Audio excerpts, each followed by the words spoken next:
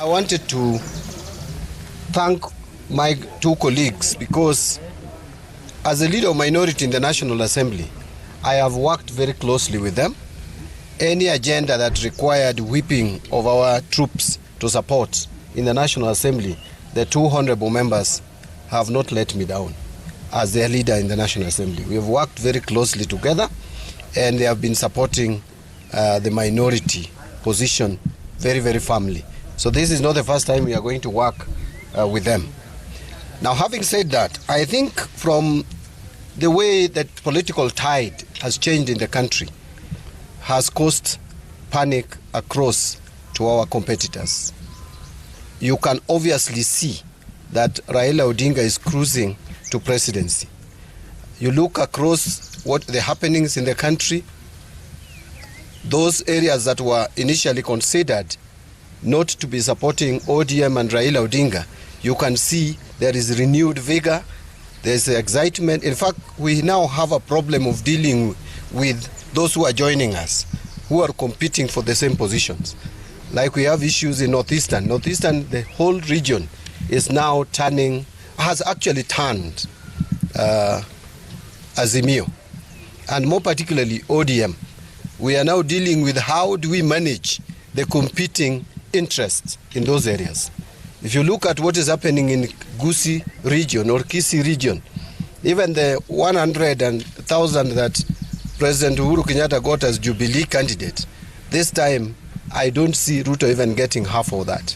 The same with Nyamira County, and I would tell you now you can see at the coast what has happened. Some people thought that coast, that we were fighting with our competitors at the coast. There is no fight. Coast is ODM and is even becoming more orange by the day. So the signs are clear. The mountain is shifting.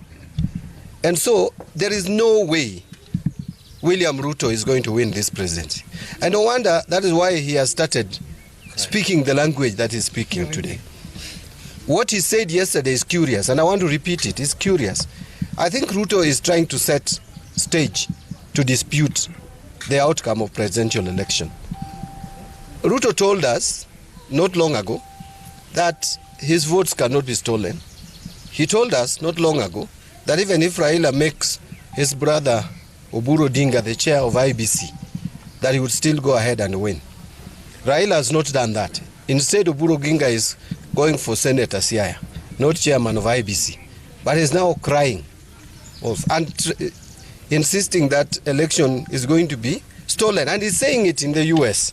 Now, the question I want to ask is, what is Ruto telling us? Is he telling us that he has been participating in rigged elections previously? Is he admitting that? But even if he's not admitting that, why does he think that this time election will be stolen? Is it because President Uhuru Kenyatta has shown Kenyans that he's supporting Raila Odinga? It is his democratic right. Uhuru is a Kenyan, he's a voter. Is still going to live in this country. If he has chosen to support Raila Odinga, that should not be equated to Raila Odinga being supported by government.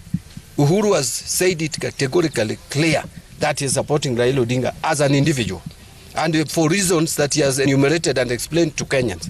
And we are thankful and grateful for that support, because he's also a voter and is a leader in this country. And so we don't take it for granted. But Raila Odinga is selling his agenda and manifesto to the people of Kenya. Raila Odinga has a history that has been tested. It is a history that no one can dispute. You cannot distort history in this country. Raila Odinga has fought for second liberation. Now third liberation is still fighting. Raila Odinga has forgone comfort of being the child of a former vice president to be in jail, to be in detention for close to 10 years, which very few of us would do if you are born in such kind of privilege. Very few of us would do, but he did it for the love of the people of Kenya. As we speak, he has a very clear agenda, and that agenda is what Kenyans are buying. I want to conclude by saying that we warned Ruto a long time ago that presidency, running for presidency is a marathon. It is not 100 meters. You cannot run a marathon like you are running one lap race. And that is what he has been doing. Right now, He is so fatigued, he is tired, we have overtaken him, and now he has resorted into unnecessary complaints. Na viongozi wa ODM wakiongozwa na kiongozi wa wachache bungeni akizungumza kuhusiana na mengi ambayo yanaendelea kwa kupokea wageni na pia kuzungumza na kauli ambazo zimeweza kutolewa na naibu wa rais William Samoei Ruto ambaye yuko ziara yake nje ya nchi ya Kenya. Kwa sasa hivi tuangazie mengi yanayofungamana na masuala ya elimu. Na mbali na masuala ya kisiasa, mtazamaji, ni muda wa lala salama kwa wanafunzi, kwani mitihani ya kitaifa inakaribia.